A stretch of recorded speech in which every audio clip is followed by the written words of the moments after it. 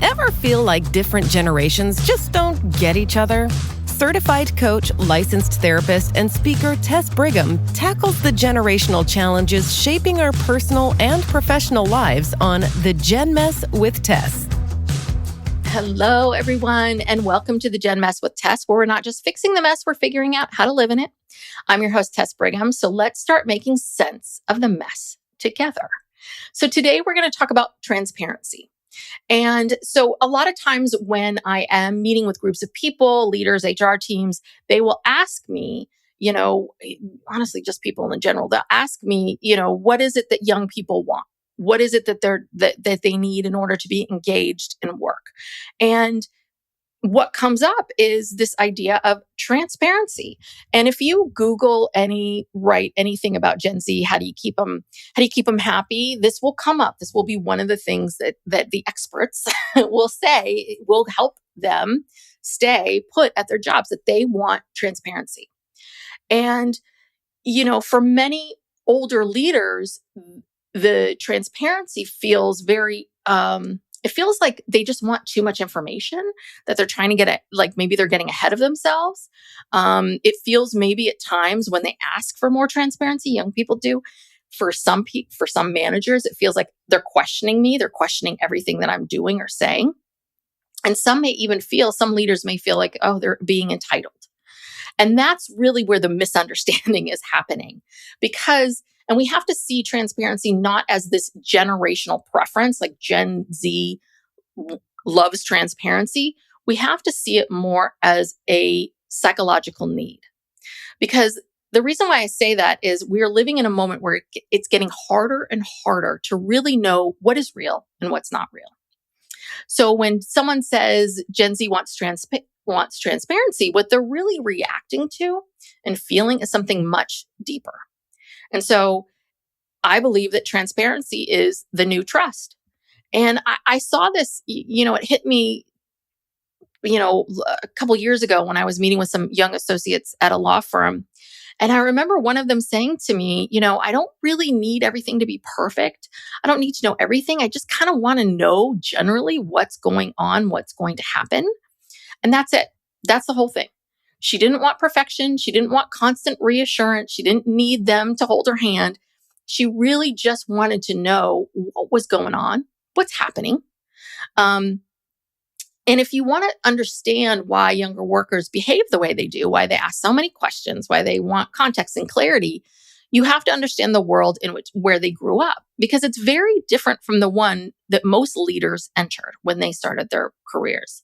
A lot of generations grew up believing the systems mostly worked, right? You worked hard, you trusted authority, you follow the rules, and things would probably turn out okay.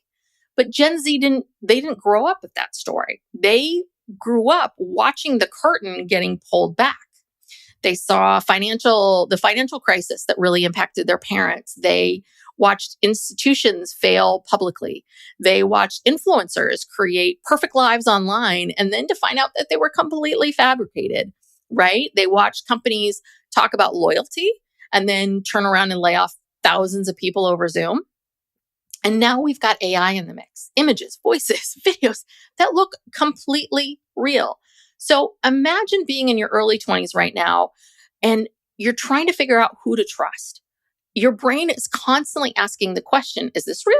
Is this honest? Is someone telling the truth? And that's not entitlement. That's adaptation. Psychologically, we as humans were wired to scan for signals of safety and honesty.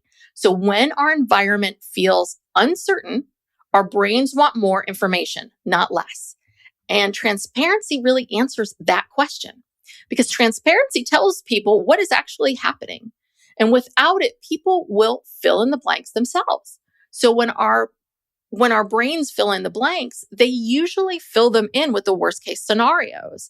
And I mentioned this before, but it's really important to hear that we as human beings, we are not designed for meaning or love or anything. We are designed for survival. That is it. And so when we don't get all the information that we want, the survival part of us will fill in the blanks, and then they will fill in the blanks with the worst case scenario, the worst things, as a way of keeping us safe. And I see this inside companies all the time. A leader thinks that they're protecting their team by not sharing certain information yet. But meanwhile, the team is, building and thinking about 20 different theories of what's happening. Oh my God, layoffs are coming. Leadership's hiding something. Company's in trouble. And most of the time, none of that is actually true. But uncertainty is uncomfortable. So the brain writes its own story. And that's not a Gen Z thing. That is a human brain thing. So what's happening is younger workers, right, they tend to be less willing to sit with the confusion. They can't. So instantly, what they do is instead of silently wondering what's going on, they're asking questions. They're asking, why did this decision happen? What's the plan? What does leadership actually think? Where is this company going? And older generations, it's very easy to interpret that as, oh, they're questioning authority. They're questioning my authority. But a lot of the time, it's really about trying to understand the environment that they're operating in. And that makes complete sense because we're living in a moment where the old signals of trust just don't work the same way anymore. For a long time, people trusted titles. We trusted companies. We trusted institutions. We trusted official messaging. But over the last 15, 20 years, that trust has taken a real hit. Because, right, as I was saying earlier, we've been watching companies say one thing publicly and do something very different internally. We watch leaders talk about values and how important those values are while their employees are quietly burning out. We've watched organizations promote wellness and then turn around and reward overwork. So people started having to pay attention to behavior instead of messaging. And when the story and the reality don't match, trust erodes. That's why transparency has become so powerful. Transparency, essentially being transparent, it closes the gap between what people are told and what they experience. It tells people, here's what we know, here's what we don't know, and here's why this decision happening. This is why this decision happened. And here's what we're trying to figure out. Because I remember working with a leader it was a smaller business, but he was the CEO, and they were going through this really uncertain period in his company. The business was changing fast. This was kind of post-COVID. He was really worried about money, and he was worried about saying the wrong things to employees. He wasn't quite sure if he was going to have to lay people off. He didn't know what was happening. So his instinct in that moment was, he kept saying, I'm just going to wait it out, wait until they've got it all figured out. But what was happening as he was coming back into session, a couple weeks later is he started to notice how anxious his employees became, how things, their energy was off. And when he finally sort of sat down with some of the employees, he really didn't get how important it was for them to just know, hey, I don't know what's going on, right? He ended up saying to them, like, here's the reality. We don't really have all the answers yet. And here's what I'm seeing. And here's what we're working on. And he said, everything shifted. Everything shifted because people relaxed. Not because this uncertainty, that did not fix his financial issues. It didn't fix the business changing. It didn't fix any of those things. But the uncertainty of what was happening disappeared because honesty replaced silence. And that kind of honesty actually calms our nervous systems. And that is how you get employees that are able to think clearly and work clearly and make good decisions, right? Is that uncertainty is stressful. And when we have some idea, even if the idea is, I think it could be these things, I'm not quite sure, that makes a world of difference. Yeah, because again, if people don't understand what's happening around them, the brain interprets that as a potential threat.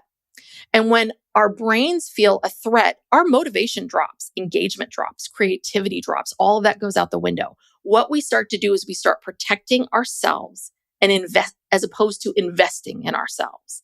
And I see this all the time in organizations, right? Because leaders are complaining that, my employees are disengaged, and employees are saying, I don't think this leader is honest. And both sides think the other one is the problem. But at the end of the day, the real issue is a lack of transparency.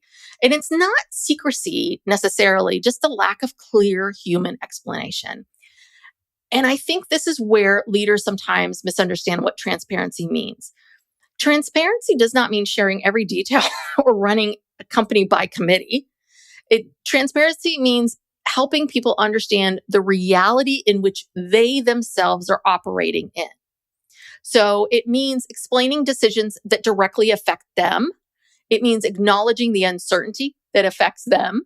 It means talking to employees, like adults, like on a human level, as opposed to managing a narrative that people are picking up on, like, oh, I feel like I'm being managed, and this is your, you're trying to, I don't want to say gaslight, but this feels a little performative.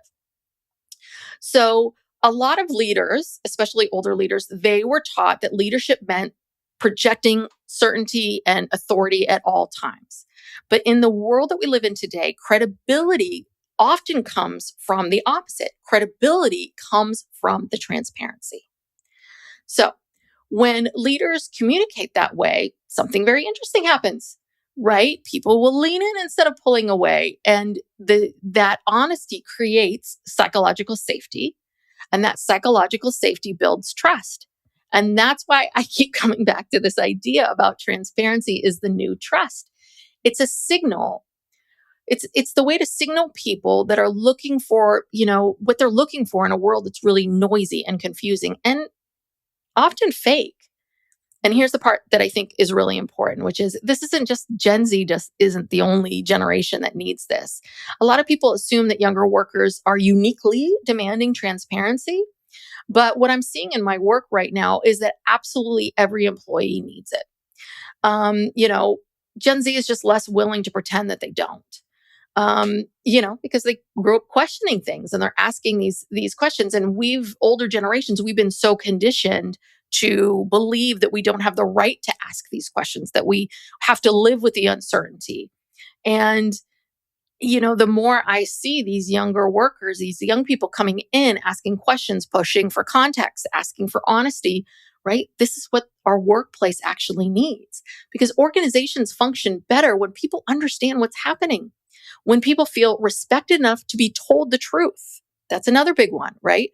When we don't tell people the full story and we don't tell them, when we start to feel like, I don't know if this is really the truth here, it's a sign of disrespect.